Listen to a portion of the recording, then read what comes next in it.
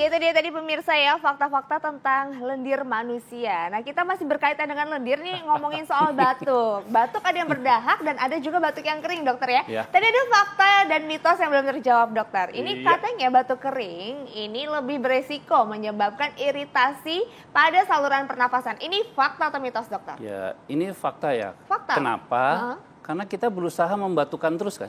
Batuk-batuk akibatnya tentu menjadi iritasi. Banyak saya kalau di praktek itu sering pasien mengeluh, dok saya kalau batuk kering terus kalau pagi kadang kok ada bercak darah atau apa gitu ya. Padahal itu mungkin iritasi dari saluran nafas. Disangka, makanya dia datang ke rumah sakit terus pas saya sakit TBC atau apa kok ada darahnya. Biasanya kan masyarakat seperti itu. Jadi nah dia berusaha untuk menghentikan batuknya tapi kok ada yang aneh ya gitu. Jadi ini fakta.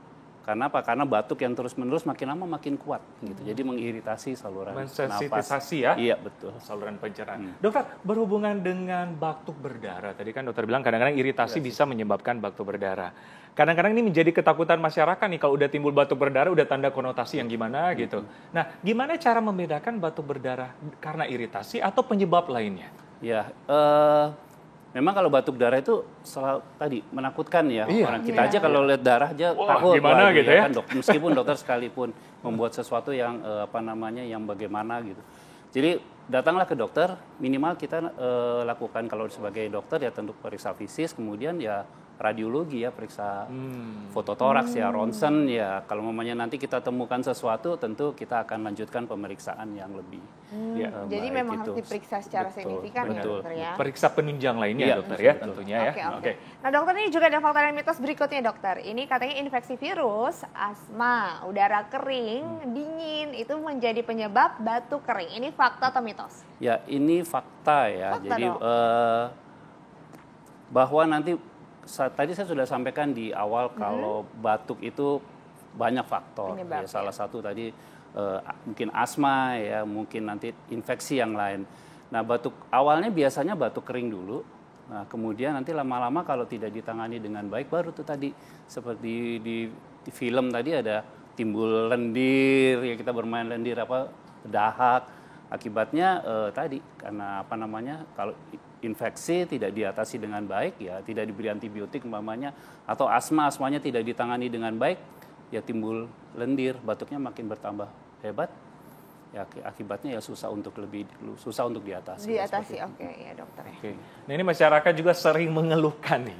Nah katanya batuk kering katanya semakin menjadi di waktu malam hari. Fakta atau mitos? Ya, ini fakta juga ya. Kenapa? Karena batuk saya.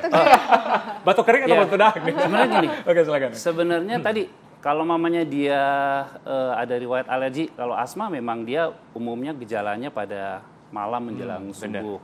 Atau mungkin sirkulasi atau siklus diurnal ya. Jadi manusia itu punya sirkulus atau ada sistem ya. Jadi kapan kita kuat, kapan kita lemah. Jadi kenapa manusia tuh sore atau malam itu disuruh istirahat, harus beristirahat karena apa? Untuk memperbaiki sel-sel yang rusak atau sel-sel yang lemah. Nah, biasanya kalau orang ada penyakit tertentu ya dia mempunyai penyakit yang tidak bisa diatasi. Nah, mulai malam mulai keluhan tuh apalagi mungkin yang disebut dengan penyakit paru obstruktif kronik lah, atau PPOK atau COPD ya dengan yang punya atau penyakit kronik batuk kronik lain mungkin batuknya kalau pagi atau siang kurang.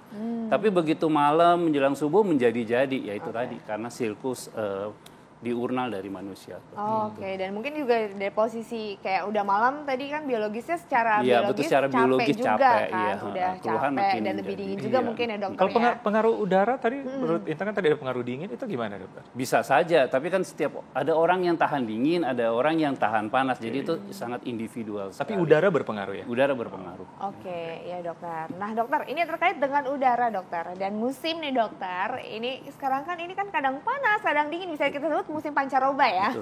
Ini adalah musim batuk katanya musim pancaroba ini. Ini fakta atau mitos dokter? Fakta. Fakta juga. Fakta. Kenapa sih dokter nih? Jadi kita lihat aja sekarang musim orang itu kalau sebelum pandemi pun sekalipun sebelum pandemi juga seperti demikian kan kita lihat ada musimnya orang satu kantor lu batuk semuanya jadi batuk Ya. ya kan. Ada yang apa namanya pada saat flu atau Semua nanti flu. pada saat musim itu lewat ya keluhan menjadi berkurang. Jadi Normal memang lagi ya. udara atau kenapa mungkin virus ya yang Iya, keluar iya. ya musiman gitu. Ada istilahnya ada seasonal influenza. Jadi musim-musim tertentu ya seperti buah aja lah, buah durian ada musim durian ya kan. Jadi ini ada musim batuk gitu. Sama kalau mungkin teman-teman yang pernah ibadah haji mungkin kan ada musim begitu keluar dari Arafah loh kok pada batuk semua begitu itu ya seperti itulah ada musimnya Oh, gitu. oke. Sangat berpengaruh. Iya, jadi kayak buah ya, ada musim buah, ada musim batuk, flu ya. musim flu. Dokter, terkait nih banyak yang mengeluhkan ini nih dokter. Batuk 90 sampai 100 hari itu. Itu bisa dijelasin nggak dok? Itu apa sih? Masyarakat mungkin pengen tahu dok. Oke, jadi gini, batuk tadi sebenarnya saya lupa menyampaikan. Jadi batuk itu berdasarkan jenisnya ada batuk kering, tadi kita bicara batuk kering, Batuk batuk kering, berdahak. batuk berdahak. Terus kemudian berdasarkan beratnya ada batuk ringan, sedang, berat. Iya. Ya. Terus kemudian ada berdasarkan lamanya nih durasinya. Oh, Ada akut, kurang dari 3 minggu. ada? yang subakut, 3 sampai 8 minggu. Ada yang kronik, lebih dari 8 minggu. Ya, termasuk yang batuk yang 90. Artinya penanganannya tidak bisa atasi dengan baik atau penyebabnya tidak diatasi dengan baik, maka timbul batuk yang lama. Atau ada kondisi penyakit tertentu yang meskipun dia obati gitu seperti pertusis ya istilahnya, batuk rejan yang lama baru bisa hilang. Jadi tergantung dari itu tadi penanganannya. Penanganannya ya dokter ya. Ya. Dokter, tapi untuk batuk-batuk seperti itu bisa ditangani dengan obat warung nggak sih dokter? Kan karena biasanya kalau kita udah ngerasa batuk-batuk nih, iya kalau minum obat warung mereda. Tapi mungkin memang kadang-kadang lama nih nggak selesai-selesai. Itu bisa nggak dokter? Atau harus ada penanganan khusus? Iya, nah ini jadi bahwa batuk itu masalah. Nah, ada yang tadi kita tidak tahu nih batuk ini ringan, sedang, berat, terus ini kadang-kadang 1-2 hari orang tuh biasa coba deh nanti aja deh nggak usah pakai obat nggak apa-apa. Nah, jadi buat masyarakat tentu yang paling mudah, paling murah ya pergi ke warung, pergi ke apotek atau toko obat, beli obat dulu kan, obat batuk. Ya nanti kan di apotek kan dijelasin ini buat batuk yang kering, ini buat batuk yang berdahak gitu, ada macam-macam kan. Nah, tapi kalau dengan pengobatan itu tidak berhasil, maka mau tidak mau tetap harus pergi ke dokter kan atau ke rumah sakit untuk penanganan lanjutan nih. Benar, ini menarik banget nih dokter. Nah, batuk kan kadang-kadang disepelekan ya. Jadi kadang-kadang obat warung, sembuh dan sebagainya. Cuma mungkin ada batasan nggak waktu kita mengkonsumsi obat warung untuk mengatasi batuk ini, dok? Itu tadi berdasarkan durasinya tadi, ya kan? Ada akut, ada subakut, ada kronik. Ini udah obat batuk 1 botol diminum, 100 cc, umpamanya kok nggak sembuh-sembuh. Ya pergilah ke dokter atau ke puskesmas ya atau ke rumah sakit terdekat untuk ditangani. Jangan-jangan ada sesuatu gitu. Lain, Jadi udah lebih dari 3 minggu. Betul. Disarankan sebenarnya 3 minggu tuh kelamaan udah kelamaan juga ya. Ini 1 botol kok nggak 3 hari ya, 3 hari, iya. 3 harian, 3 hari sampai 1 minggu lah ya, dok. Oke, 3 hari sampai 1 minggu langsung periksa ke dokter ya dokter. Oke dokter, ini ada fakta dan mitos berikutnya nih dokter. Ini menarik banget ya membahas batuk ini. Ini katanya minum air hangat bisa meredakan batuk. Ini fakta atau mitos dokter? Ya ini mitos ya sebenarnya gini. Jadi kita kan belum tahu penyebabnya nih. Setuju. Kita belum tahu penyebabnya. Jadi sebagian besar termasuk kita mungkin coba deh minum air hangat dulu ya. Memang di tenggorokan rasa lebih lega gitu. Tapi secara etiologi atau penyebabnya ini kan bukan karena air panas ya. Iya kan. Malah mungkin kepanasan bisa kebakar nih mulut ya kan gitu. Jadi langkah pertama mungkin itu yang terbaik. Bahkan mungkin bukan air hangat aja, minum jahe atau apa ya kan sekarang ya pon-pon lah istilahnya atau apalah ya kan. Minum dulu 2 hari, 3 hari nggak ada perbaikan, tetap saja harus datang ke dokter karena etiologi atau penyebabnya belum diketahui. Itu hanya melegakan. Betul, kali dokter, namanya ya? juga ngobatin gejala atau simptomatik yang mengobati itunya aja. Oh, berarti hanya tadi dokter Eko bilang Melegakan. ya, Melegakan aja. Bukan untuk pengobatan bentar ya. Ya, benar sekali dokter ya. Oke, selanjutnya nih dok, tipsnya untuk masyarakat di musim pancaroba sekarang ini, jika tiba-tiba batuk atau batuk kering atau batuk berdahak dokter, gimana dokter?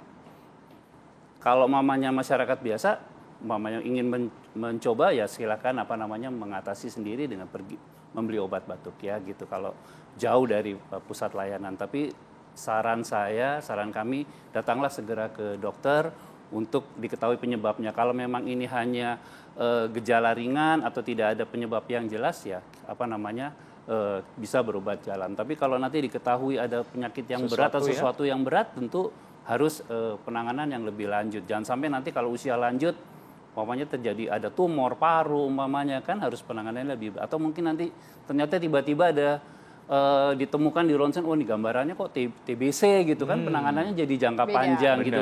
Karena banyak penyakit itu yang silent, yang tidak ada keluhan itu. Nah, tiba-tiba batuk, ternyata begitu di foto atau dia loh kok tumor, loh kok TB gitu. Dan tiap orang beda-beda gejalanya dan beda-beda reaksinya. Itu yang perlu diperhatikan ya. Iya dokter, tapi ini dokter mungkin perlu nggak sih dok kita kayak mengurangi minum es atau minum manis atau istirahat yang cukup, itu gimana tuh dok? Ya, perlu nggak? pada beberapa orang memang ada yang tidak tahan manis, ada yang tidak tahan dingin atau panas. Jadi memang dianjurkan dari dulu minumlah air putih biasa ya kan. Dan kemudian kalau air yang manis terlalu manis nanti dia bisa jadi diabetes ya kan.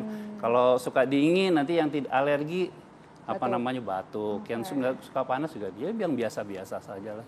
Baik. Jadinya sekali-sekali boleh. Saya nggak pernah menyarankan nggak boleh ini, nggak boleh nggak. Sekali-sekali boleh gitu ya kan.